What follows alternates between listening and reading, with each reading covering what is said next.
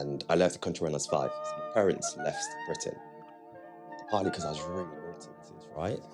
What do you spend your money on? I'm going to keep it very simple. Property pays you twice. Is it? Definitely.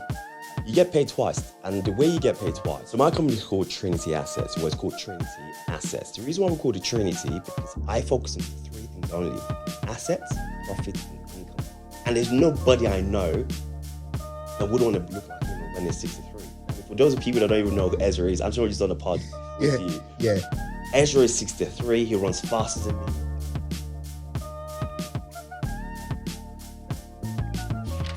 Yes. We've got, do you know what? Before we go into the reasons for this show, right? You motivated me to go back to training this week. Really motivated me because I've been off training for a while, and we had a conversation and you said, come to the Saturday run, and I'm still feeling the pain. Still feeling the pain, I tell you. But I'm glad I did it. I'm glad I went back. But last year, we did an episode around financial literacy and investments. Me and my co-host did the show, but little knowledge on the field. And we both said, we're going to do this show again, but we need an expert that's going to really add some flesh to the bones. And so I was looking on Instagram, I was looking for someone, and I said, I need to find someone that's going to do this episode. And you popped up.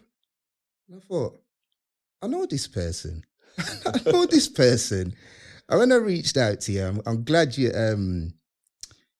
said yes to come up here. I'm glad. So we've known each other for a while. We've trained with each other. And it's funny, you know, because you train with someone and you don't really know like the stuff that they're into. So for the people them that's listening and watching, talk about who are you and what do you do? Oh, wow. How long have you got? I'm just joking, by the way. But welcome back to the gym. Yeah. I'll be talking about health, you know, while that's relevant to investing. And we'll talk about it later. But anyways, let me just tell you who I am. So I'm Kai. Well, born in Birmingham. My story is kind of weird, you know. Yeah. So I was born in Birmingham, right? And I left the country when I was 5. So my parents left Britain. And partly because I was really naughty. So my parents said, you know what? Take him back to Nigeria. That's West Africa. So I left when I was 5. I came back to England when I was 17, 18. And my journey started here, you know, going back to college, uni. And, you know, just ever since then, just been in Birmingham.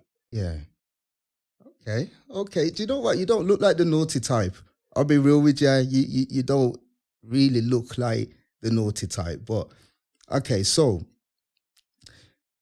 in terms of finances, right, why did you get into the financial field? Or was it something that you've always wanted to do, or did you stumble across it, or why did you get into the financial field? Okay, I'll go back a couple of steps. So just talking about myself, right? So I came back here for college, uni. I actually got 2 degrees, and my dad had 5 degrees. And I'll tell you why this is relevant to financial planning and just financial literacy. My dad had 5 degrees from Aston Uni, and he didn't even have a clue about finance. So the point I'm making here is not going to school. It's one of those sort of knowledge that you have to kind of seek, because not a lot of people tell you. They don't even teach this stuff at uni. So from my perspective, I looked at my dad, you know, having 5 degrees. He wasn't financially literate. So he only had degrees. Yeah. Not saying anything wrong with what he's achieved, but when it came down to actually when it came to retirement, he barely had anything. So he just relied on pension, on the state, and obviously the fact he's worked for years. But that's not what financial planning is. So he kind of showed me what financial planning is. Yeah. And I'll tell you why I say that, because in his journey, right, he showed me how not to financial plan, or why you need to financial plan. So for myself, I wanted to take a step back. And obviously, in our community, you don't really actually teach these things. You know, it's not common knowledge. So I think for me, I looked at my life. So my dad was dying. You know, what really changed it for me? He was dying of cancer, and we kind of knew like he was going to die. But I was in denial. because I thought it's one of those moments where you never expect something like that to happen within your circle. But anyways, he was signed. And we had a very heart-to-heart conversation. And he looked at me and said, listen, don't make the mistakes I made.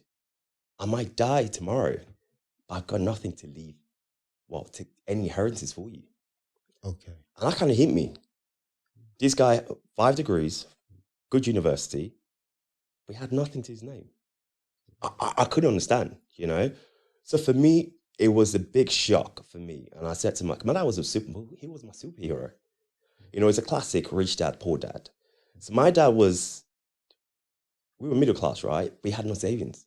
No, we're not financial planning per se. He had savings, but not financial planning or investments. So I looked at myself and I said to myself, you know, that could be me tomorrow. What am I going to do? Like, what can I do right now to change every single thing? And I went back to the things I learned in life. So the first thing I learned was they don't teach this stuff at school. My parents never taught me that, even if they were very highly educated. Because I know a lot of people think, oh, because you went to school, blah, blah, blah, I went in my story. But it means nothing. Yeah. Because the system teaches you how to work for people, earn money, go into debt, wait for your retirement, your pension plan, basically, and that's it. Well, why do you think that is? Because I've always thought about it. And when we did the first episode, and this is what triggered me to start doing this, because it's not taught in schools. I think we need to kind of rethink the curriculum, you know, schools, you know, from primary school level. Because when people finish let's look at the typical education system. So for primary school, you know, you go to secondary school, you go to university, you get a job. The system doesn't teach you financial literacy. The system needs to be changed completely. Because if you look at the government, we're in so much debt. And we are being nurtured to go into debt. I mean, there's so many products. I mean, obviously, my generation was where credit was just very easily accessible. You know, my parents' generation, you had to save. You never had credit cards. There were credit cards, but it was, you spend what you have. It wasn't what you don't have. But now, you know, growing up, I was born in that era where buy today, pay tomorrow. But the system, I'm in the system, so looking at the government, we're in so much debt. And that trickles down to the society. So schools do not teach financial literacy. It's just the way the schools teach. They don't teach you this stuff. So people have to kind of seek that knowledge and, you know, get some financial education, basically. Yeah. So because when we spoke, right, we spoke about financial literacy, but how would you break it down? Then what is financial literacy? All right, just breaking it down to its bare bones, it's about understanding your finances, right? Yeah. What do you spend your money on? I'm going to keep it very simple. What do you spend your money on a daily, weekly, and a monthly basis? Okay. Yeah. How much is coming in to service your obligation? For example, your bills, you know, just the stuff you have to pay. Yeah. So, and then what do you then do with your savings? Okay. So I'm keeping it very simple. So just going back to recap, right? What are your expenses on a daily, monthly, and yearly? And what your outgoings, how do you kind of measure out your outgoings minus your expenses? Yeah. And what's left do you save? How do you work with your savings? Basically. Okay, yeah, and that goes down to like some of and we'll go into it a little bit later on, right? But around the risks, because you know how you've broke it down. I don't know whether a lot of people, well, they probably do, break down their finances in terms of that, because sometimes life's fast, it moves fast. So you work, you get your wages, you pay your bills, and and you know you do what you're doing, and you kind of like, especially in this current climate, it's hard to save. And if you are saving, what are you saving for, and what do you do with the money? So it's a difficult one. So you see, that's why I'm going to challenge you. Why is it difficult to save, right? So, and that's the issue. People don't know what they're spending the money on. And that's why you have to go back to the basics, right? Go through your statements, keeping it very simple, go through your expenses. Because I couldn't understand, in my last situation, like, he kind of died. He left the world, with almost not a lot, to be fair, to his name. Yeah. But for me, that kind of hit me. Like, how do people get to that position? And the how is what people need to understand. Yeah. And then to make the right changes. I mean, saving is one aspect, but it's investing. Yeah. So people need to look at when you manage your expense. And I'll come back to the question you raised. How come, people find it difficult to save? And I'll kind of tell you why I think. Okay. So when people save, when you manage expenses from your income, you're left with maybe, I'll say typically based on consumer spend, they reckon people will have 10% left or 20% of the entire what they've earned for that month. Yeah. It's how you break that down into different segments. What do you keep for a rainy day? Yeah. What's left? How do you then use that to multiply your income? Yeah. So a lot of people don't actually think that way. People think, well, the ones that can save, right? They put that in the bank. But the actual fact is you're putting your money in the bank and the bank is using that money to make more money. Yeah. Do you see what I'm saying? So, and then you work with your money for free and you get nothing back in return. So just going back a step, you're talking about, obviously, it's getting hard for people. And I'll be talking about my experiences, my journey, and how I've kind of left that zone to get into surplus and investing and, to do more for myself. Yeah. And before we go into it, because I want to talk about like assets and liabilities as well before we start getting into the meat of the discussion. But in terms of that kind of like saving, do you think it's a lot to do with discipline? Because you got to discipline yourself as well. There may be things that you want and things that you need. And as you said, you've got probably like 20 or 10% of your kind of like income left after your bills. But then you got to be disciplined to every month to invest it, or disciplined every month to put it in a savings and not really touch it. I agree with you completely. But the thing is, a lot of people spend the money before they even earn the money. So they're already in debt before the money comes. So the money comes and it goes straight away. Yeah. So just going back to liabilities, right? A lot of people don't understand. A lot of things people get are depreciating assets, from, clothes to, phones, electronics. People don't actually invest in the things that would help you increase your income. Yeah. And to make you more liquid. What I mean by liquid, so more income in your pocket. Yeah. After you pay off your liabilities and your expenses. So the thing is, just going back to the liabilities itself, people don't understand that when you look at your liabilities, like you rightly said, are people paying for the stuff they need or they're paying for the stuff they want? So people they need to look at the wants and to understand which of these. I think COVID was a really good thing in a way, not the bad things that happened, but let a lot of people reset. Because you looked at stuff, people started to go through the bank statements to realize they didn't need a lot of these stuff they had in the bank, on the bank statement. So people need to go back to the liabilities and then to cross off the things that do not add value to your life. Yeah. And straight away you'll find, even if it's £10 or £5 or even £2, it's still money that you've saved. Yeah. Because I listened to a lot of audio books, right? And I listened to Secrets of the Millionaire Mind. And in that book, right, and this is where it starts to bring me about the assets and liability. Because in the book, right, it says that people that are financially literate, if they broke down and, they drew us kind of like a square, and in one box they had their assets and the other box they had liabilities. People that are financially literate, their liabilities box, it has minimum things in there. Correct. But their assets box has a lot.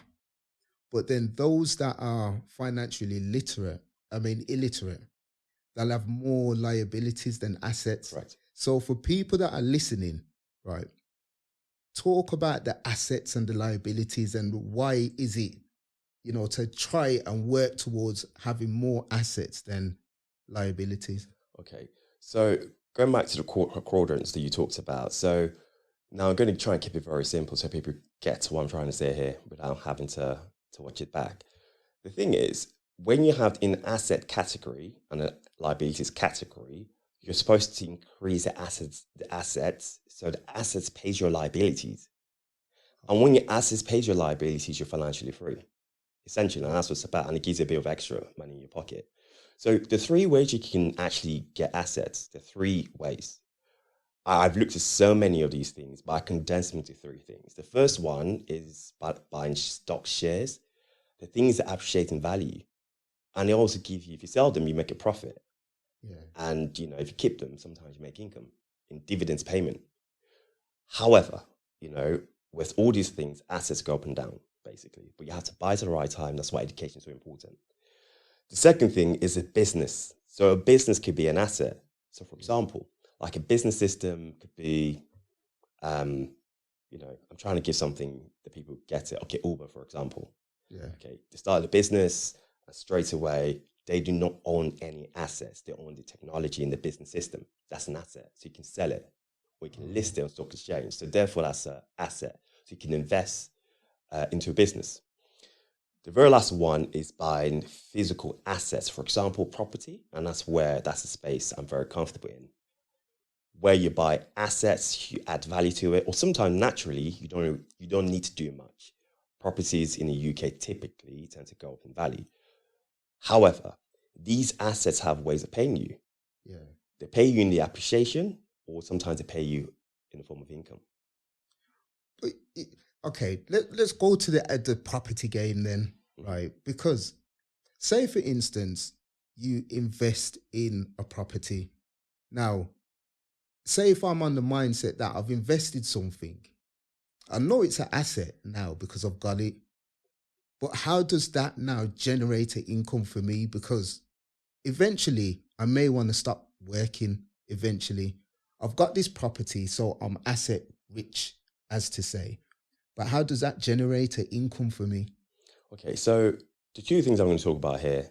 The first one is what he talks about, which you have property. How that pays you? Property pays you twice. Is it? Definitely. You get paid twice. And the way you get paid twice, right? When you get the property, you get paid in income. So that's the rental income.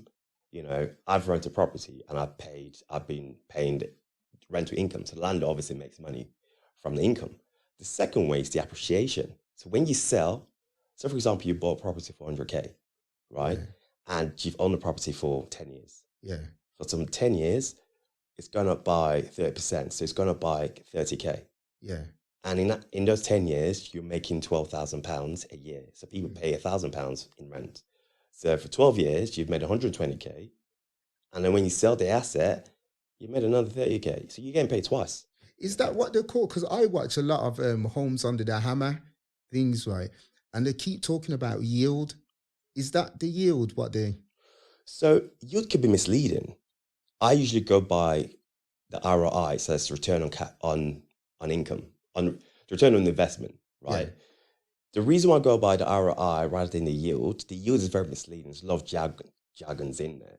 So you're looking at the property value rather than the money you put in. Oh. You have to look at the money you put in. So it's money you've put into the property. For example, you invest 10K. What's the return on investment in 10K? Say you bought a house worth 100K, right? And the deposit you put down is 10K. Yeah. Yield looks at the 100K rather than 10K. Oh, okay. Yeah. So I look at the physical money I put in. What am I getting back on the 10K I put into the property? Yeah. So that's why I tend not to use the yield, because it's very misleading, honestly. But I use yield on shows like that to be very, to make it a bit more, excuse the phrase, but sexy. Yeah. But you always have to go by the return on investment. That's the key matrix to look for. So, and if you went into the property game, could you use that as a steady income? Or is it something that you get into the property game, but you still maintain your, so to say, 9 to 5? Definitely. I'll even take you one step back. Remember, I was going to talk about two things. But the second thing I was going to talk about, you don't even have to own the asset. You can lease the asset to make money. I'll give you an example. So when I started, right, the thing about property, when you put down the deposit, it's a good chunk that you invest in. Yeah. And I thought with property, you always have to put down physical cash. But I didn't even know that you didn't have to own the asset before you make money.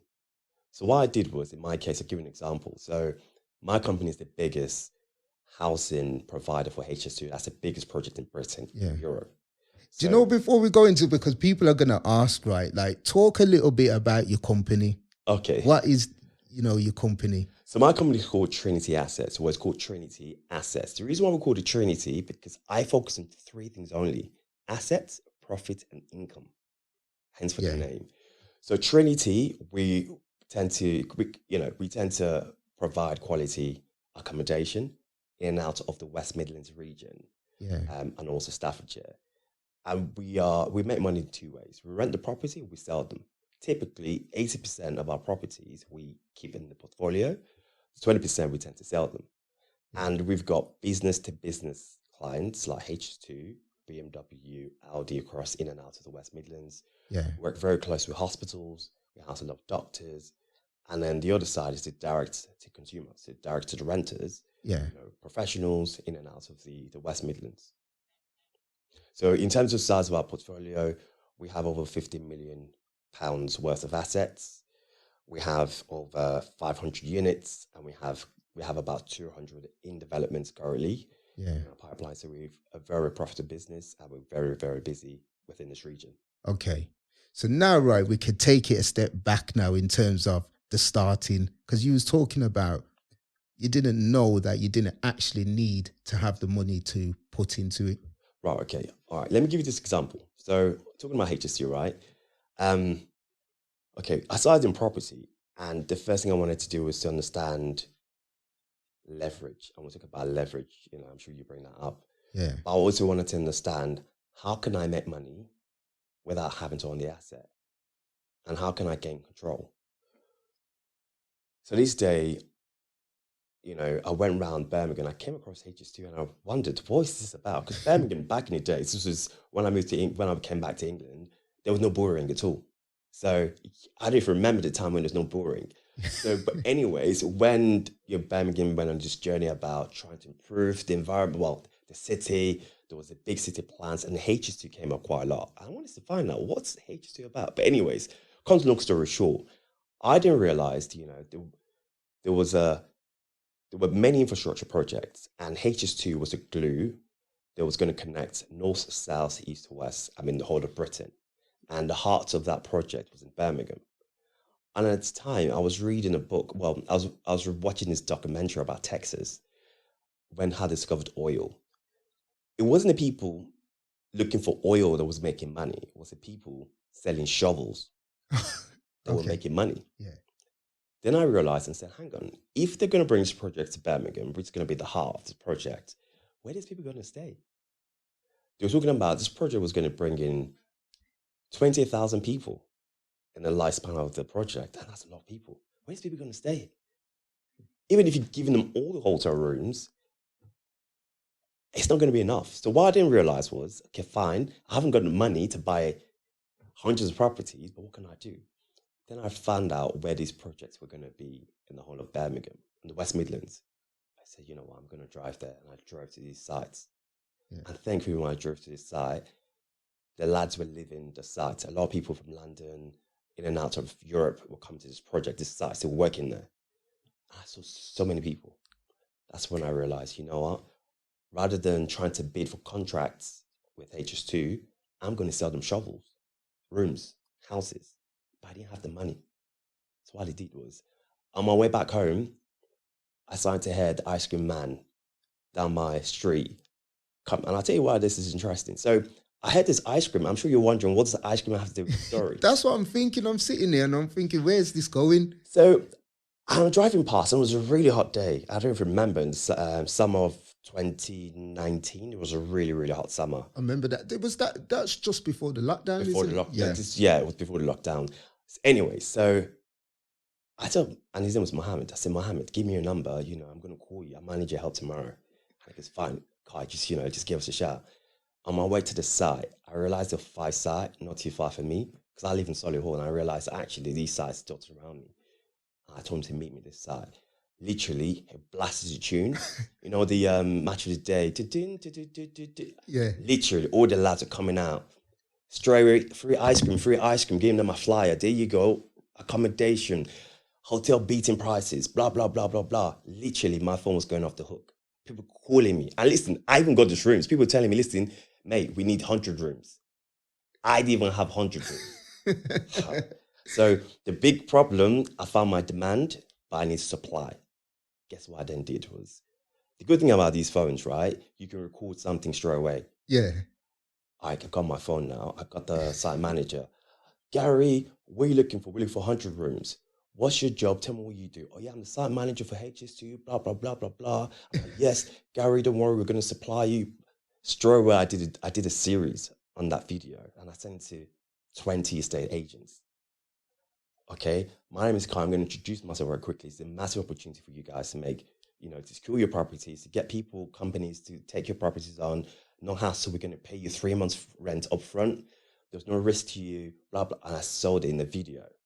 Zero investment. Well, hang on, just wait. So remember, I haven't got the money. This guy wants 100 rooms. I haven't got the property. I just say, yes, I'll deliver. So straight away, what didn't happen was, funny story. So literally 20 agents, I just sent out this video, just link, watch this video, blah, blah, blah, blah, blah. Gary was talking in the video. I was talking straight away.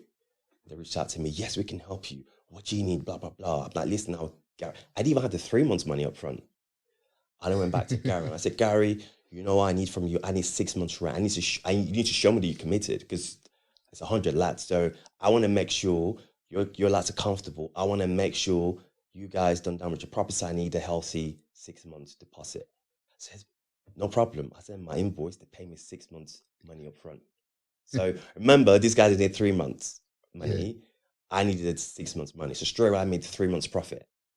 No money, just leverage. So the moral of the story is it's about understanding demand. I didn't even own the property, but I'm making money today I'm still making money from some of those properties.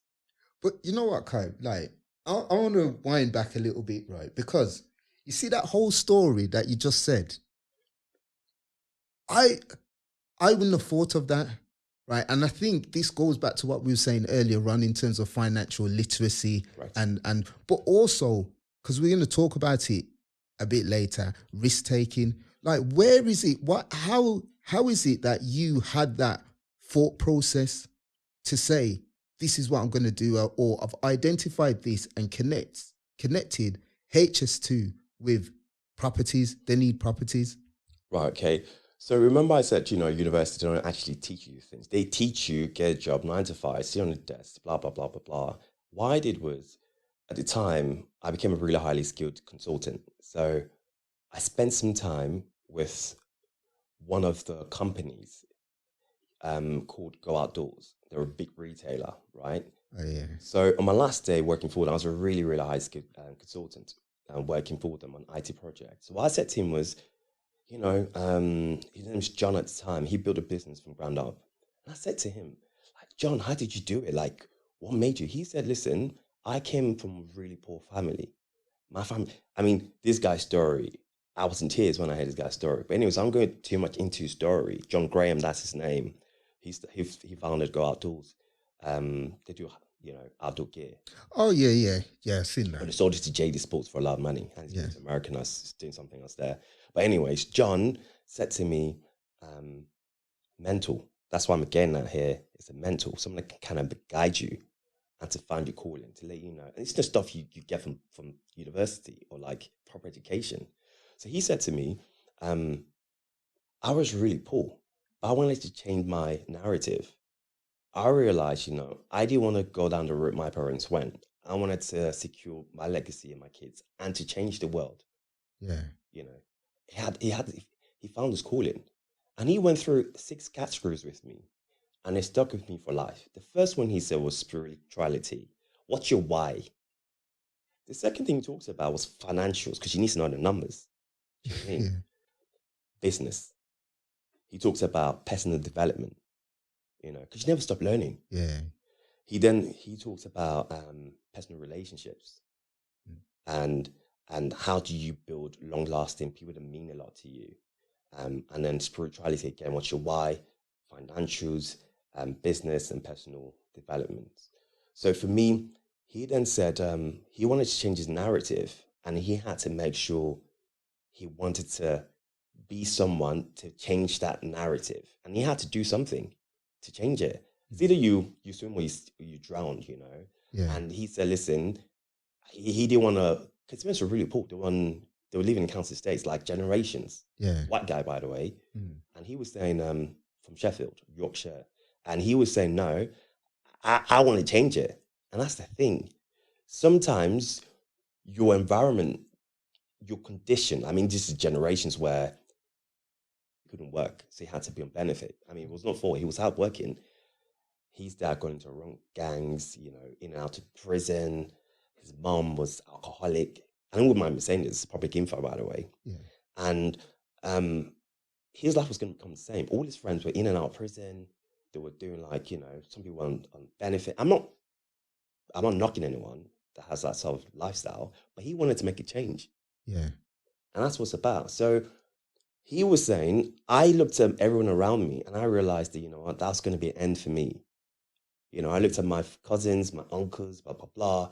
And I realized, you know, if I don't change it now, I'm going to be the same. Yeah. And that's where he changed everything. Basic mass, he bought a jacket from the Indian market. He went somewhere up market within Sheffield and sold it for more money. Mm. So buying and selling. And that all wraps into, because you've mentioned it a few times now, financial planning. Like, what is financial planning? So multiple folds, right? So financial planning comes in different aspects. So the first one is planning your basic finance on a month-by-month basis. So when I get paid, I pay off my expenses. What do I need to have left? And how do I use what's left? Yeah. Okay. The second thing is investment planning, because it's still part of financial planning. Because when you have that money, right, it goes to the bank. But what do you do with that money to generate more money? Yeah. So it comes down to, and also for those people being employed, right? The thing about a lot of companies, a lot of people don't know this, and I come back to this. Sorry, I'm digressing. But the thing is, a lot of people are employed. They have pension, so your company will match your pension. So, for example, if you're contributing, say, £10, they'll match it for you, or very close. It's free money. So a lot of people don't take advantage of it, because a lot of people don't leave for later. So it's a retirement planning as well. People don't look at. So you're looking at your month by month planning, yearly planning, your investment planning, and then your retirement planning. And I kept it very simple. There's more to that, but let's just keep it basic, right?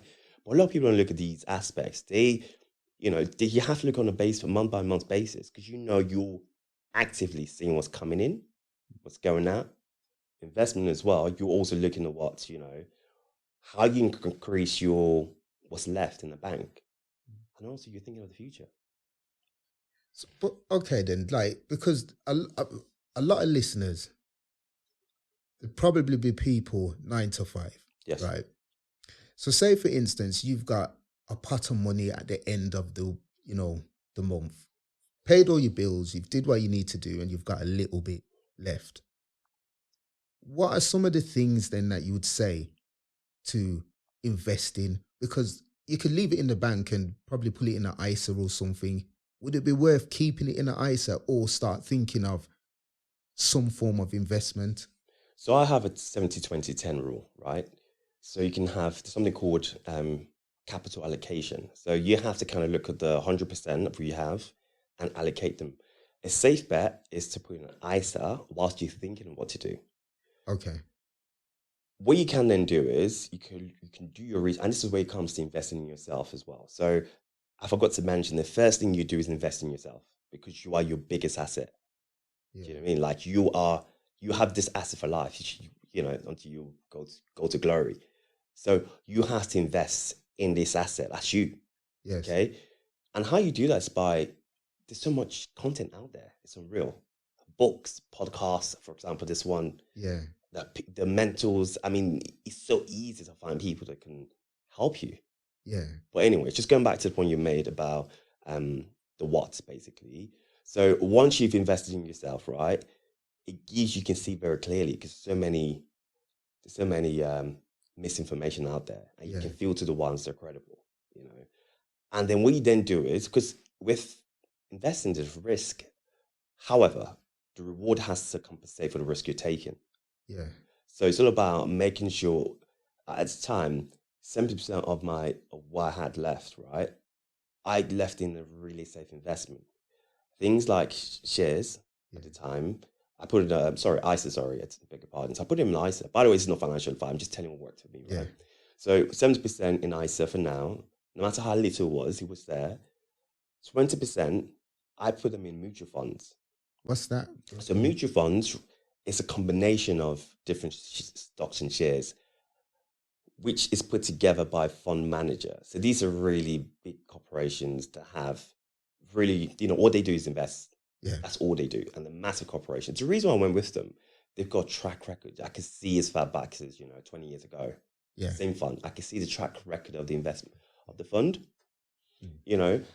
And the good thing about, the track record, I can see how much money they've made or invested for using other people's money and what kind of works. Also looked at the fees as well, because obviously it's not free. Yeah. And the entrance to go into that fund, I put on £100. It's not a lot of money, but it could be a lot of money for a lot of people. At the time, it was money. I said, even if I lose this money, right, will I die? Maybe not. Yeah. But it hurt me. Don't get me wrong. I don't want to lose £100. Even now, even losing 10p is a big deal to me. I worked out half of my money. Yeah. But anyway, the point I'm making, right, is doing my research about the fund. They had some really good traditional British stock. I'm passionate about this country, so I was looking within to understand what country, what stocks and shares I can buy. But anyways, all the shares this fund had worked really well for me, and they invest with a lot of pension funds. Yeah. Okay, so I invested in the fund basically. I didn't go shares by shares. Then the last 10%, I wanted to be more risky. I had I think it was about £30. Whilst I feel like, I'm going to take risk and see. Yeah. I invested £30, right? I bought Halfords at the time. And to my surprise, in 3 months' time, Halfords doubled. So I made 60, right? Yeah. The pension fund, I invested £100. They paid the dividends, but it wasn't a lot. But it was the principle of putting money aside. I get more money back. Yeah. I put money, buy shares, and it doubled over time. Yeah. That's quite lucky. My ISA, I didn't know what to do with the money because I thought, actually, let me leave it there. 6 months went by, 9 months went by, eventually 12 months. I got money from my ISA, and it's tax deductible. The taxman didn't touch it. Your profit is your profit. Yeah. Because it stays in your ISA. Yeah. Then I started to understand when I'm investing, what the tax relief given by a government. But anyway, that's a conversation for another day. But the more of the story was when I paid all my expenses, right, from my income, I had X amount of money left. How was I able to allocate the income accordingly? And then I had maybe 5%, I had some money in the bank, right, just to kind of for a rainy day. So what I started to do was, okay, fine, out of 100% of my, the money's left, what's going to be for investing? What's going to be for saving? Because I wanted to have an emergency fund. God forbid if I lose my job at the time, what will I do? How will I pay my rent? So I wanted to build like a 3 months runway. Yeah. So runway is actually how much you need if you have no income coming in to cover your rent, your mortgage, everything that you've got. So I decided to put together a spreadsheet, right? So I had runway, emergency fund, investment.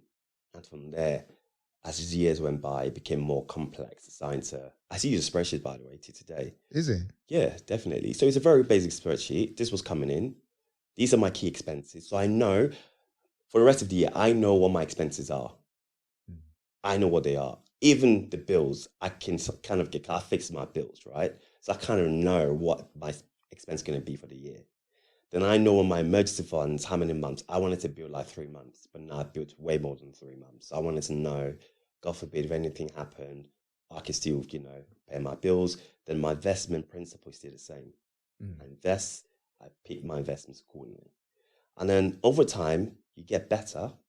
But the more of the story is the fact that you are, even if at the time I wasn't making a lot, but what's the principle Yeah. of putting money aside to increase the value of your money? Because people don't really understand that, you know, when you put your money in the bank, you're actually losing money. Is it? Yes, let me explain. So, what's inflation? What's inflation now? Inflation now, I think the last time I checked, it was 11%. I think it's higher than 11% to what our government's Well, telling yeah, us. and this is what I was going to ask you, right? Because, like, just for the listeners, what is inflation? Because that's bandied about on the news, and a lot of people, well, I don't know, but people may not know the impact inflation's having on them. So, to keep it very simple, it's excess money in the system. Okay. Yeah, So, governments have the capacity to print money. yeah, Okay. So, if you go back to COVID, right, what happened was our government were giving out a lot of money. yeah, And for the right reason, wrong reason, that's another story for another day. They were printing money. But when you print money, you're creating circulation of more capital, of more liquid cash, sorry. And liquid is paper. So the more you have in the system, things will go up because um, there's so much liquidity, there's so much money within the system. So therefore, a loaf of bread will cost £1, and that's going to be £1.30 or £1.50 yeah, because so much money in circulation. And the problem with that is things naturally will become more expensive because of excess money in the system. So the government printed so much money, and by doing so, the value of your currency drops. oh, Because look at it this way: if you had,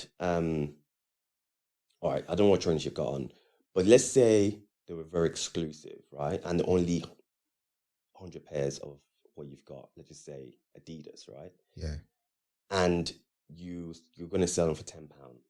yeah, And you do a lot of marketing, and all of a sudden there's demand for it. If you print 1,000 of them, the value will drop because the excess of them in the system. yeah. Currencies actually work that way. If there's too much in the system, the value of the currency drops. Is that why when we're going shopping now, we're seeing the prices of Definitely. goods go up? Correct. And then with the inflation, then, correct me if I'm wrong, but with the inflation, because there's a lot of money in the circulation now, those that are either in businesses or financially literate will know how to tap into. Is that correct? Correct. So what people now do to kind of upset, it's okay, look at it this way. So you had £100, because of inflation, your £100 is now £90. The reason why, because inflation is 10%, so you're 10% less off. So the £100 you had, Yeah, if you take off 10%, which is £10, yeah, it means your £100 now worth £90. So what you used to pay for £100, you can't really, you can't buy the same item for £100 because your money is now 10% below. yeah, So what people actually do in this situation, you look for investment to kind of compensate the loss of um, monetary value. For yeah, example, the inflation rate. So people look for ways to kind of hedge, and the ways to do that is by investing your money.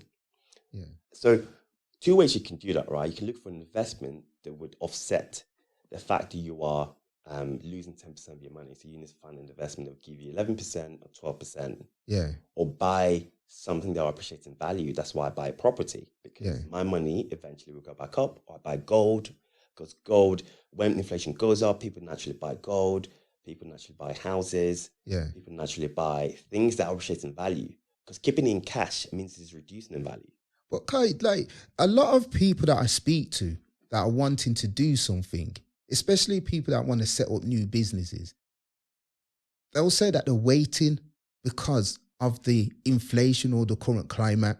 So are you like, from your only interpretation, this is the time really to make some investments and so forth? It depends. I would say yes, because at the end of the day, holding liquid cash like money, you're actually losing money. Yeah, So what you have to do is to make sure you heard your bet and to put in something that will that will increase the value of your money, yeah, basically. yeah, And the second thing is about understanding leverage. In my case, I was focusing on demand and then I supplied. I didn't have to have the physical properties. yeah. I had to find the demand. I had to leverage on other people's properties, and I provided a service. Yeah. So, before we go into like, because when I told people that I was talking to someone that's knowledgeable in the field, I had loads of questions. People are asking this, asking that. But because you speak about networking, but why is networking important then when you're in that business or financial field? Like the reason why we're here because we're networking, right? At the Yeah. gym. Yes. Steve, how you doing? What's going on? Can we train? We train together. Oh, what do you do? What do you do? And that's why we're here today. So your network, it sounds very cliche, but so true. Your network is your net worth. Yeah. They say you are the average of the 5 people you hang around with. Yes. And a question, who are you hanging around with? And the thing about networking, I'll tell you a story. Can I share this story? Yeah. Go ahead. So when I started in property, I was still fine because I ran out of money. So I was doing quite well with the HS2, so I had a track record. And this day, I decided to go to a lot of property events because I wanted to be around like-minded people. And I realized your network is your net worth. I wanted to network with a lot of people, similar interests, people that are interested in moving forward. More of the story, I went to this place. I went to one of the property events in Birmingham, and I didn't know how to network because for me it was very foreign. I didn't even know how to act. And what I did was I was looking for the next person with the suit on, looking sharp. Like, oh, you don't straight away this person's doing well. So there's a guy sat next to me. His name is Peter. So Peter was next to me. I look very shabby, and I'm like, and he wanted to talk to me. I'm like, listen, mate, don't even talk to me. I want to talk to that guy. He's got a nice suit on, the shoes looking fly, blah blah blah. And Peter was like really trying to get my attention, but I'm like, okay, fine. I'm just gonna be polite and give this guy my number. And then we started texting each other, and I said to him, Peter, he says to me, do you want to grab coffee? Let me, because I said to him I was new to property. I didn't have a clue, even if I'd done all right for myself. But I wanted to learn more, and he invited me to come see him. Not too far from here, just around Hockley area, and we went to Acres Green at the time. Honestly, mate, when I went to this guy, like this guy owned the whole street, literally the whole street. He became my mentor. The moral of the story on two folds. The first one, never judge a book by its cover, because you just don't know. It's always good to be humble. And the same guy that had the suit on has nothing. He hasn't even started in property. And a Peter sat next to me, didn't look very nice, but he was a multi-millionaire. And then Peter took me on his wings. But another more of the story, if I didn't leave my house to go to the event, I would have met him. And this guy mentored me for a long time, showed me everything, even going to his bank account to show me how much money he was making on property, showed me the ropes, and I learned so much from it. And that way, I was able to get a mentor. Yeah. So networking is so important. And sorry, let me just give you another story. Again, same property network event. I met this guy from Oriental, well, Chinese now, okay, now he's my client now. And his name is Steven, actually. Steven and I bumped into him at the property. I didn't even want to talk to him. So obviously it was foreign, he's from Singapore actually. And I was talking to him just to be nice. And he said to me, well, I'm new to Birmingham. I've come here to see what's the art of the possible. I'm looking for people I can work with. I'm like, right, yeah, right. Well, how much money have you even got? Because he looks like a refugee, literally. I see you take the piss out of him. I said, listen, mate, you look like a refugee when I saw you. And he's probably in his late 50s, early 60s. So anyways, now I invited him to see some of the properties I was doing. And honestly, this guy's one of my biggest clients. This guy's invested 5 million with me. I go to Singapore every year. I don't know if you've seen some of the videos I post on. Yeah. So I've seen them. I've seen the videos. And this guy, all the people around him, he introduced me to like 10 other people. And those 10 introduced me to 10 other people. So you can see, I know, this is not a brag, by the way. I know a lot of millionaires out in Singapore. So when I go out there, I'm networking with millionaires. They're ready to do business and invest in my project. So that's how the power of networking is. One person can change your life. I met a mentor to show me the ropes. I met another guy, he's invested millions with me. Well, what's it like? Because I can imagine some people listening and watching may want to go to their first networking events, right? But the nerves and the anxieties and the fear of how do I act? What do I do? Do I just go and speak to people? What was it like the first time you went? to a networking event? I agree, and I can relate to that. So the first thing I did was on YouTube, right? I just typed in how to network. What do you need to do? Just going to YouTube because there's everything on there. And I watched this video about how to network, obviously having networking goals, what the owl could be looking for, how to sort of have conversations with people. Sometimes you talk to people, you realize that actually there's nothing here, there's no synergy. So you move on to the next person. How to conduct yourself in a way. So I was watching so many videos, there's so many podcasts out there on how to network. There's so many things out there content you can consume and be good at networking. Another thing again is when you're actually nervous, that's a good thing actually, because you need to know why you get nervous. Is it the people, meeting new people? Because sometimes introverts and extroverts, there's a way you network because they're very different.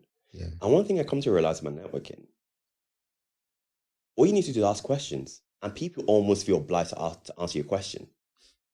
You know, it's kind of weird. If people don't like you, but if you ask them a question, they would answer you. So I realized that, to get to know people, I had to ask a lot of questions, and I keep asking questions, and they do the talking. So I don't have to talk much. Do you know what I mean? I only start talking when I know there's something there from the answers you're giving me, and can find some common interests. Yeah. But as I said, just to recap, there's so many content out there where you can consume to learn how to network.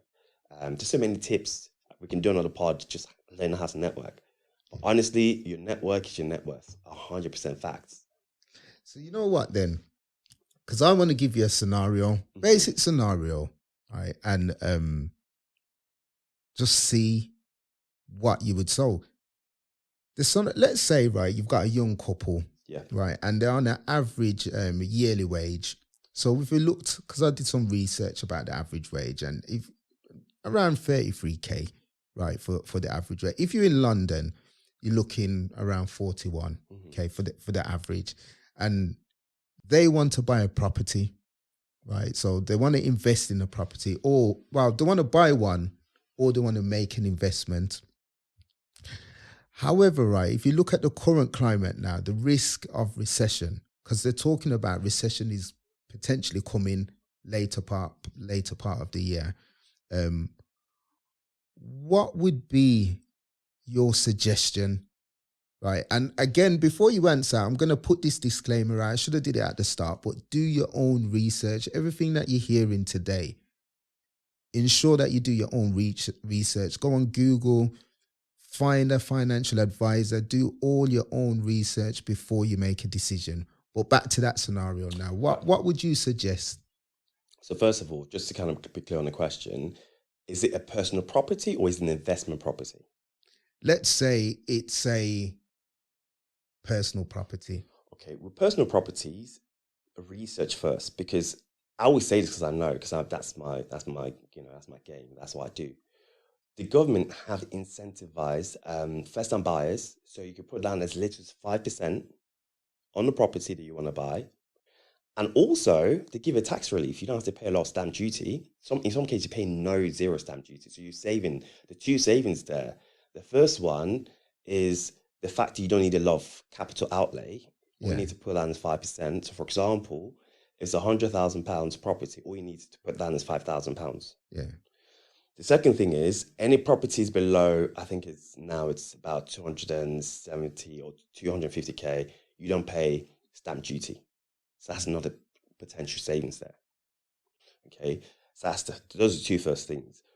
The second thing is you have to have a good name. It's an industry where your reputation is almost everything, because sometimes some people I've been in that camp, I back in the days, I would have bills, I wouldn't want to pay them. No, they never find me. But those things stuck with me, and I had to clear my name. So the point I'm making is, before you make a decision, understand your credit history. Because there are many times where I've looked at my credit history and the things on there that they were not actually me. So you have to go back, understand, every 6 months, I'll go back to my credit file, understand what's on there, and to make sure there's nothing I don't understand on there. So, and also making sure my credit profile is very healthy. So just understand your credit history for the couple. Sometimes it's funny because I know couples where they did their own things, right? So Mr. did his own thing, Mrs. did their own thing. They don't really talk about money. And that's been a big problem in a lot of relationships. Mr., his credit profile was affecting Mrs. Oh, okay. So they keep linked together, the property address, the post, wherever they're actually living in. So the point I'm making is couples understand each other's history. Not, I mean, if you're happy to share each other's history, fine, but look at your profile individually and look at it collectively.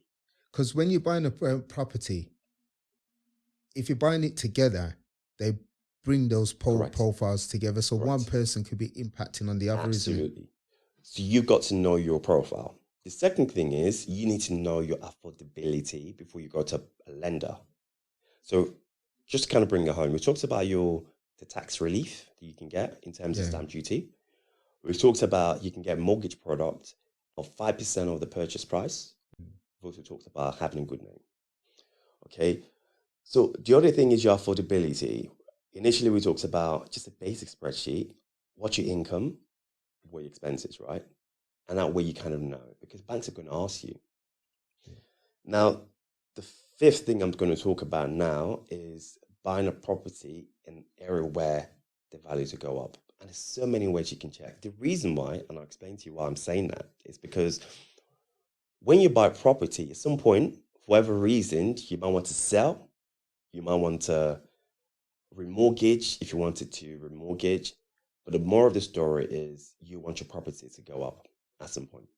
So you need to do your research, you need to look at properties within that area, see, and there's some really good websites out there like Rightmove, Zoopla, the third-party tools you can use to get historic data within that area to see how properties kind of gone up or down. So picking the right property and how to pick the right property, again, research. However, there could be property advisors like estate agents that can advise you, but don't let them make a decision for you. Make your own decision. Like you said, do your research. And then eventually have a saving plan towards the deposit. Because if you have 33K, it might take you some time before you can buy. However, as long as you have a goal and a saving plan towards your deposit, then you're working towards something. And the final thing I will also say to them, speak to mortgage brokers. Now, brokers or your bank, because brokers can come in different shapes and sizes, right? You can have your own personal bank, have a broker that can they definitely will have a mortgage team. You can speak to an independent broker or an advisor. And what they'll do is they'll put together, they'll look at everything we talked about, the 5 steps that we talk about. They will put everything together and they will help you, they'll put you on a plan to get your first property, to get on a property ladder. And what will then happen is they'll look for the banks or the lenders that can lend money to you based on information that you currently have. At this point in time, you checked your affordability, you know what you're earning, you already checked your credit profile, spot on. You already know you need minimum 5% to be able to get your first house. And I think with all that information, the brokers will help you find the best lender. So what is the benefits of going to a broker as opposed to just going straight to the bank and just sorting it out with the bank? So the benefits of going to a broker, brokers have access to 2 or more lenders. But your bank is just one bank. And that also never tell you, try HSBC, the rates are better than ours. I think you should go with them. They'll never say that. They stay with us because you bank with us. So, but brokers will find you, they work for you. Your bank sometimes might not work for you. So that's the difference. And because before we go on to the investment side of the question, say for instance you've got this couple now, and they're thinking to themselves, I'm going to hold off a little bit because the property prices may go down a touch. If somebody's ready to go now, is it worth waiting? And again, do your own research, but it's just, is it worth waiting? Because a lot of people I hear, even on the TV, they say that they want to buy a property, but they're waiting on, are we going into a recession? They're looking at the leverages and so forth. I would say it's not one size fits all. You have to kind of look at it on a case-by-case basis. Yeah. In my opinion, right, like I'll quote Warren Buffett. He says, "When people are greedy, be fearful. But when people are fearful, be greedy." And the reason why I say that is because, yes, recession, obviously the property sector has had a lot of bad press, properties are not selling, interest rates has gone up significantly. The honest answer is it depends. I know I might sound like a politician, but I'll give you the pros and the cons of both. Yeah. If you buy now, you are already on the property ladder. So you've got your keys on your first property. And the thing about property is a long-term thing. It's very long-term. You have mortgages for about 30 years. It's very long, 25 years. Do you know what I mean? The reason why I say that is because if you buy it now, yes, your interest rate might be higher. Property prices are not coming down. I've been hearing they're going to come down. They've dipped, don't get me wrong, but not significantly. So if something's cost you 100K, you would expect you're expecting to become 70K. Honest truth, especially in the West Midlands, no, it's not coming down. But in my opinion, one of the pros would be, like I said, you're on the property ladder, number one. Number two, you don't know if there's going to be another interest rate rise. No one knows. Yeah. Some people say it's going to come down, some people are going to stay up. However, if you speak to a broker, they can advise you, or the bank will advise you accordingly. And you can be on a 2-year fixed product or 5-year fixed. And in 5 years' time, if it goes up or down, you're kind of hedging your bets, really. But if you decide to wait, two things can happen. Either the prices drop like you expected, or they might not even drop at all. So you didn't take action. Yeah. So you're kind of stuck. But one thing I'll say is the first scenario, if you buy now, the government are giving incentives. So there's almost some savings of some sort, from stamp duty, depending on, obviously, the type of property you're buying. And also the fact that you're putting down 5%. Yeah. Because during last year, that product was pulled out. I mean, banks didn't want to lend 5%, but they've introduced it. They might pull it out again. Who knows? Yeah. So it's a risk people have to take. So they have to make that decision. Are we prepared to wait and keep paying rent? Or maybe if you're renting out, it's nothing wrong with renting, but if you're happy to keep renting and stayed until, the property prices drop, they might not drop. That's the thing. So you have to decide what you do. Yeah. And the final part of this question before we move on is the investor side now. So say, for instance, it's someone that's not a, big property portfolio, but they want to make an investment in a property. For example, they may be thinking, that's going to be my pension pot, or that's going to be something for when I retire, right?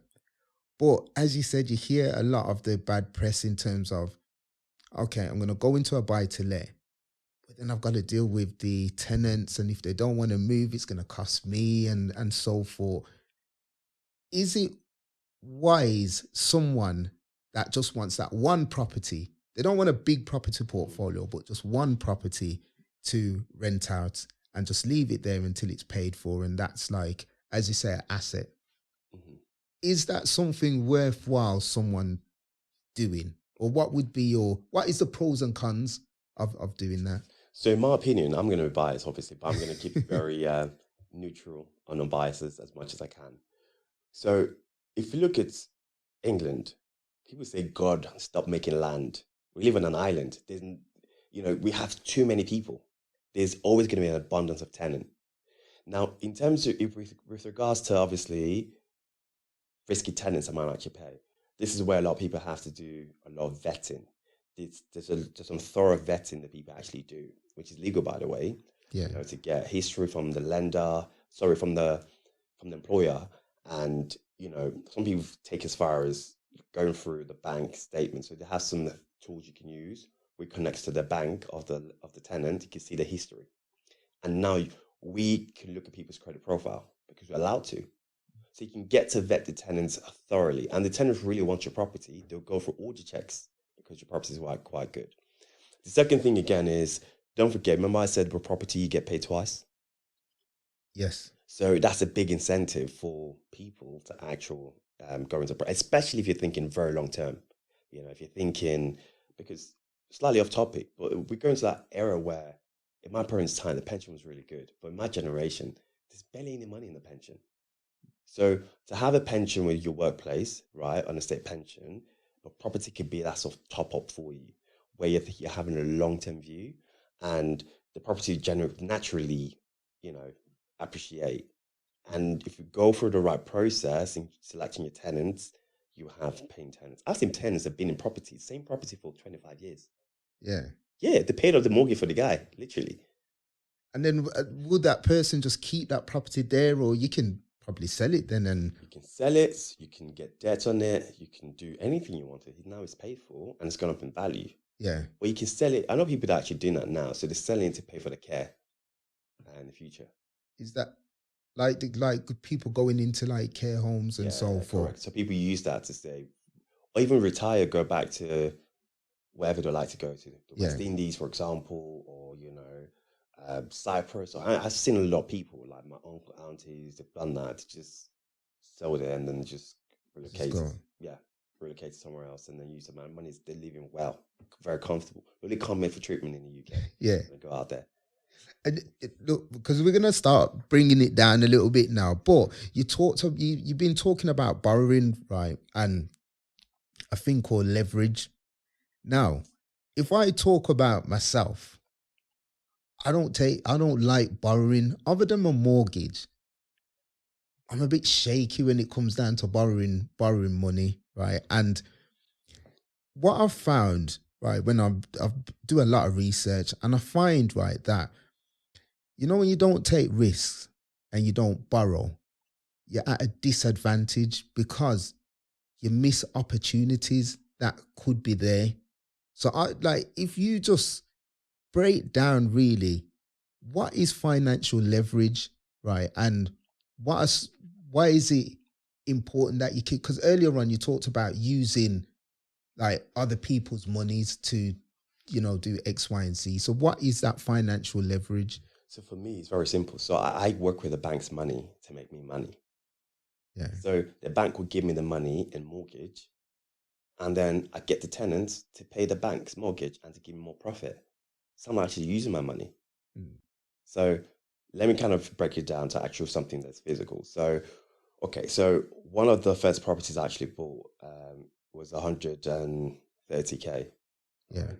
So I got that property, I did some works, I had some free time, little paint here and there, carpet, make it look pretty. And then the value actually went up by another 20K. So from 130K became 150K. So I put down only at the time, banks were allowing you to put down 15%. So I put down 15% of 130K, right?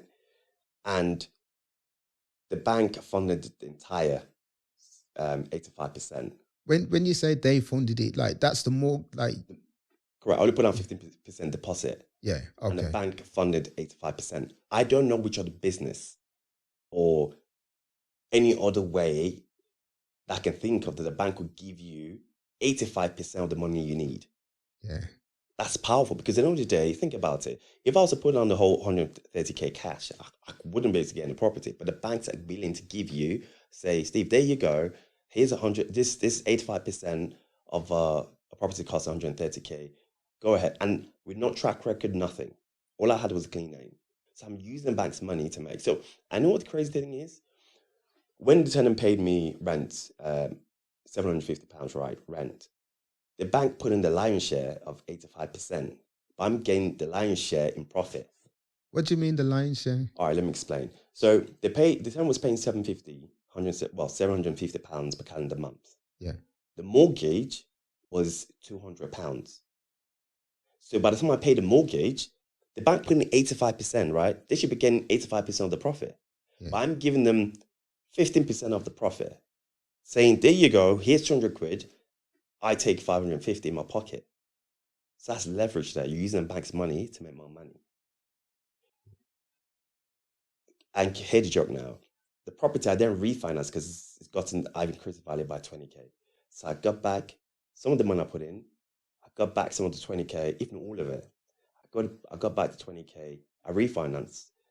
And because the time when I refinanced, the property value from 150K when I did the works went up to about 180. When you say refinance, right? Explain that. Like, okay. What is like refinance? Because you've got this property, right? The bank has paid 85%. Yes. But then you're refinancing it, so you're borrowing more money from More the money. bank. Yes, correct. I borrowed more money from the bank. So I basically, remember, I bought this property for 130K. I did a look at paint here, a new carpet, I just tidy up. So it went up by 20K. So the bank came out, revalued the property, said, yes, this property is worth 150K. I did nothing. All I did was take 750 every month from the tenant. I'm giving the bank, I'm taking a lion's share of the rent, and I'm giving them in mortgage payments. So they give me 85%. I went for a 2-year fixed product. So at the time, the property went from 150K, became 180,000 pounds. So the bank said, you have two choices, right? You can either stay with us, or you can find another lender. So I said, fine, I'll stay with you guys. But how much do you think this property is worth? So send someone out to check the property. Your property now worth 180K. And I didn't want to sell it because the tenants was really good. They're seeing that same property. What I decided to do was to refinance, and I took out another 30K out from that property. To bring the mortgage up to 180. Correct. And I increased the rent as well. So now, you know what? Before you get into this, right? Like, how?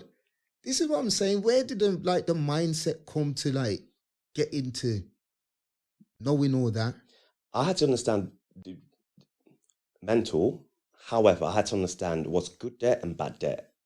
So bad debt is where it's a liability, like a car, because the car is depreciating in value. So what you're doing is, once you drive off the road, right, from the car dealership, the property value has dropped straight away, and then you're making monthly payments. It's taking money. It's not giving you back money. But the difference in property, you get paid twice. You're getting paid a rental income and the uplift. I get it. Yeah. So that's good debt. I mean, it's crazy. No, Steve, you think about it. We're going to a business deal, right? And I say to you, Stephen, right? You know what's going to happen? I'm going to put 15% of my money in the pot, and then you take all the risk. You give me 85%, and in the profit, I'm going to take 70%, and you're going to take 30%, and you're taking all the risk. It's a no-brainer. That's leverage there. We need to talk offline, because I'm going to share something. As you're talking, inside, right, I'm kicking myself now. No, 100%. Because for me, it took me a while. Because I was like you. I used to say debt. Oh, no, never. Because my parents told me, no. But I think growing up, I went into debt anyway, but I was getting the bad debt. I want to get a nice car, with Arcus. I said, oh, you know what? You can have this TV, boy. You can pay 0 payment for the first year, and then you can pay monthly. And you're paying this TV for 7 years. That's bad debt. Yeah. Do you know what? I hope the people that's listening take in this, because, and this is why I wanted to do an episode like this, because it's important 100%. In terms of that financial literacy, knowing, what to do with your money. But do you know what? Before we wrap up, right? This one final part, I want to close the loop, right? And in terms of, and again, I'm going to keep giving this disclaimer, do your own research. Everything that you're hearing today, don't just go off and make all these decisions. Go and do your research and get your financial advice and be happy with your decision and, make whatever you need to make. But just to give some advice on how to make good financial choices. So why is it important? Because you said that it's important to understand a few things, but why is it important to understand things like GDP, inflation, APR, things like interest rates? And what would you do right now if you had, let's say, £1,000, you've got a savings. Now you've listened to this pod and you've got £1,000 in the bank that you're saving, and you're thinking to yourself, I want to invest in myself, but I want to do something with the money. I'm happy to take a risk, and I'm happy to, if I lose some of it, I'm happy to lose a little tiny bit. What would you do if you now had £1,000 in your pocket? Forget Trinity Assets, right? It's not here yet. Yeah. But you've got £1,000 in your pocket and you're equipped with the knowledge. That's a loaded question there, but I'll take it in piecemeal. So I'll start with the you know, the acronyms you talked about, GDP, that's gross domestic product. So every country, this is how you measure the productivity or the output of a country. So every country we produce in Britain here, we've got automotive industry, we've got really good financial services. Now, this collective of everything a country makes. So you measure them by what did it, just like your sales, right? If you sell 10 widgets last year and this year you sold 8, so therefore you're 2 widgets, below the previous year. Yeah. GDP is the same for every country. It measures the economic output. If it's low, then it seems like you're getting close to a recession. So every country has to make sure you're better than last year's performance. So the GDP has to always be higher than the previous year. Absolutely. Okay. But in Britain, I mean, how you measure is sector by sector. Yeah. So you look at, individually. So if this sector's weak, the government try and prop it up. Yeah. You know what I'm saying? So the GDP is so important to understand how well countries performing. It's a key matrix. And the reason why it's important to understand that matrix, if you're looking holistically, it shows you how well Britain is doing. Yeah. However, the top line figure could be misleading. You have to look by sector, and to see what sectors interest you. Because sometimes when you look at the headline figures, it's like daunting. Oh, we didn't do well, but you have to kind of look at it, down to actual detail. The only thing you talked about again, APR. So this is annual payable rates. So when you take a loan, you have to, the interest rate you pay on that loan is your APR, and the APR. So for example, if it's 10%, it means every year you're paying 10% of the loan. Okay, yeah. So it's always important to before you get a loan, you kind of look at the APR. But it's funny because the other one you talked about is interest rate, which is what I look at because it tells me how much money I'm making, basically. That's the important part. That's the important part. So I look on two folds, right? So the one is the Bank of England, because anytime the Bank of England increases the rate, it has an impact on me. So I have to make sure, remember we talked about hedging and reducing the risk about inflation. Yeah. So I look at the interest and to make sure I have ways to kind of make sure my money is going up, basically. Which asset classes do I need to go into? And then the other thing again is interest rates is what banks use when they're giving you money. They always say, I'm giving you 100K, for example, and the interest rate payable is 5%. Then your monthly payments to them is, they do pro rata. It's going to be split by 12 months. Yeah. But entire interest rate payable by 5% for that year. So it's so important. It's a key matrix to understand. So if they're giving you an interest of 5%, you have to then make 10% or 8%. You can't make below the 5%. You want to make above the 5% because that's where you make your profit. Wow. Yes. So you've got your £100 now. £1,000 in your pocket. Yes. What would you do with it? I would invest in me. Yeah. And I'll tell you why. Because like I said, you are your assets. All right. Let me just take you one step back, if I may. So I was just doing a lot of research and I come to realize the 4 types of locks, right? The first one is blind lock. So the royal family, they were born into that family. They were born into wealth, money. Yeah. If you like them, you don't like them. I'm just giving you the definition of blind lock. So you're born into Jeff Bezos' house, your son, blind lock. You didn't choose, you're just born rich, basically. You did nothing, your parents are wealthy. The second one is you try, so for example, Dyson, the Hoover, right? James Dyson tried and tried and tried, non-stop, relentless. It failed so many times. At the time, his idea was crazy. A vacuum cleaner while a bag. I grew up, in the 80s and we had bags. We would do your vacuum cleaning and then just bags were important. But he said, listen, get rid of the bag and then it was like a ridiculous idea. But he ran out of reasons not to become lucky. He eliminated the fact that you can't be, or the unlock, he's removed them by failing and eventually became lucky. The second one is spotting luck, whereby, I don't know if you've seen this movie, it's called Big Shot. So these two guys, right, at the time of 2007, 2008 financial crisis or recession, it was a perfect storm. they were looking at, like historic dips, drops, and they spotted an inefficiency in the market and it made billions. So they spotted the lock. Do you see what I'm saying? Some people that would know, it's just like when there was COVID, right? Some people knew the mask was going to be the thing. They started to PPE and all PPE, the yes. So it's spotting the lock. And the last one is the one I'm interested in. Is how to create a unique character that lock finds you.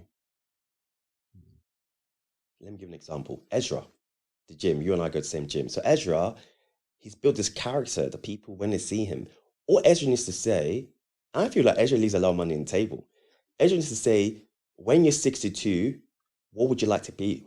What do you think you're going to look like? I'm 62 or 63. This is what you want to look like.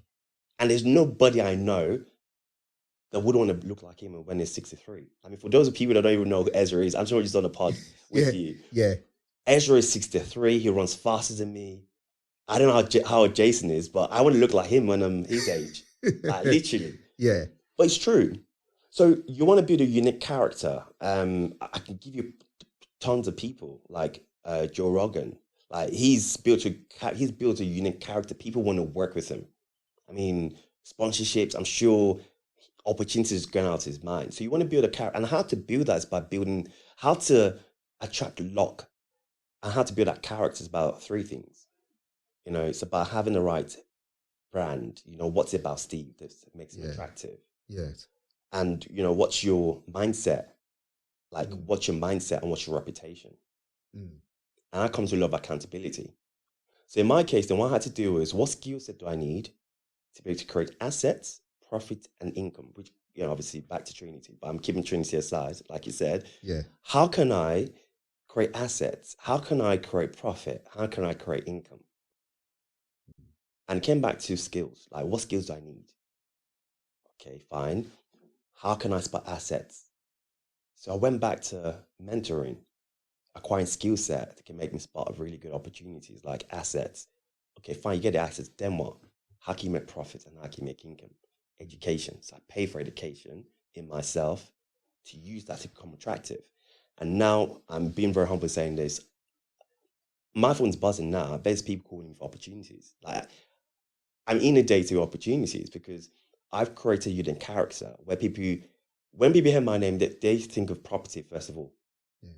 It could be anything. I mean, say I was, into like well-being. Say I was obsessed with that, and for me, I wanted to kind of change the narrative around well-being, mental health, all of that stuff. When people hear my name, say, "Oh, you know that guy? He's good. He can help." So it's about building a unique character. So that £1,000, I would invest in me because it's going to bring me back more money. It's interesting you say that because yesterday I was having a conversation with my nephew and he's gone uni and did dental and everything. And he finds that he didn't want to do it. He doesn't want to, that's not the road. He's tried it, doesn't really want to do it.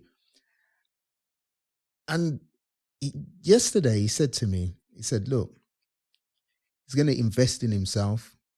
He's going to do an electrician course, get the qualification, and then start doing electrics and set up his own business. But he's going to start by investing. So it's interesting that you said that in terms of if you've got something, invest it in yourself because you never know where it's going to take you. But having said that, it has to be what society needs. The skill set, how are you going to serve society? Because a lot of people I'm not knocking, people that have, people walking dogs, whatever. Whatever you're into, but there has to be a need. Because for me, I looked at it and I said, I've done so many businesses in Birmingham that failed, like miserable. I had a business where had adult screens across Birmingham, and it was a very awful business. I'm even embarrassed, to even talk about that business. But I learned so much from that business. And I realized this wasn't even a need.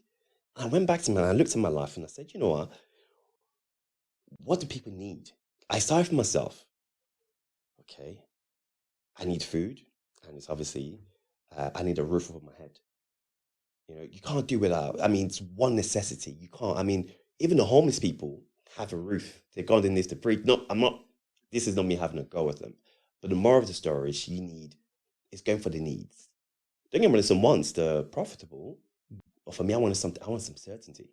Then I realized that actually, property was the way to go. So what I'm trying to say here, Steve, is like you have to make sure the skill you're acquiring is in line with what society needs. Because I'm a big believer of society will pay you for the value you are contributing to society. So that's what you get paid back. So if you get the right skill set and you're resolving challenges and problems in Britain, sky's the limit for you. Well, we could talk all day, you know. We could talk all day because I'm just like taking in all this information and my brain is ticking. But say, for instance, now, right, because we're going to close up now and we've got someone that's listening that's a investor now on, you know, on a scale. How can they get in contact with you for advice and even tap into some of your services? No, definitely. You can leave my handler in the chat on Insta. I'm on Insta. I'm on Facebook. People can find me. They can reach out to me on my website. Because the thing is, for me, people help me. Mentors. I talked about Peter. That mentored me. Without Peter, there's a chance I won't even be here today. I should be trying to find my friend. I would have made so many mistakes. So for people that are looking for mentoring, I would never say no to people that have the one mentoring because people help me and I want to give back. For people that want to get trained to show you how I've done it, not just me, but a collective of different people, different backgrounds that can help people get to where they can get to. But how people can find me, I'm sure in the link they can see my handler. Yeah. And they can find me on socials or they can contact me directly. Cool. Bro, thank you for coming on. Thank you for doing this, right? And also, right, it's good to have a brother in this as well, because I'm a strong believer is you can't be what you can't see. So I'm glad that, I stumbled across you on the Insta and that triggered off the conversation and not knowing, we trained together for so long as well. So listen, thank you for coming up. I know a lot of the stuff that you've said today will be inspiring to somebody and it may help someone as well on their journey towards that financial literacy and investing. And again, we've said it before throughout the whole program, but I'm going to say it again before we close up. Do your research. Ensure that you do your research before you make any decision. Make sure you do the research. And if you're stuck for places to go, then ensure that you click on the link because we're going to have Trinity Assets in that link for you. So click on the link, speak to my brother Kai. He will give you some advice and he may even help you with some investments as well. And you can jump onto his property portfolio. So Kai, listen, thanks for coming up and I really appreciate it. But we're going to talk offline because there's some business things now that I need to get into. Bless my brother. No, definitely. I hope your listeners enjoyed it because I've really enjoyed it. And, as I said, feel free to reach out to me anytime. But thank you for the opportunity. I've really, really enjoyed it. Thank you. What's up, bro?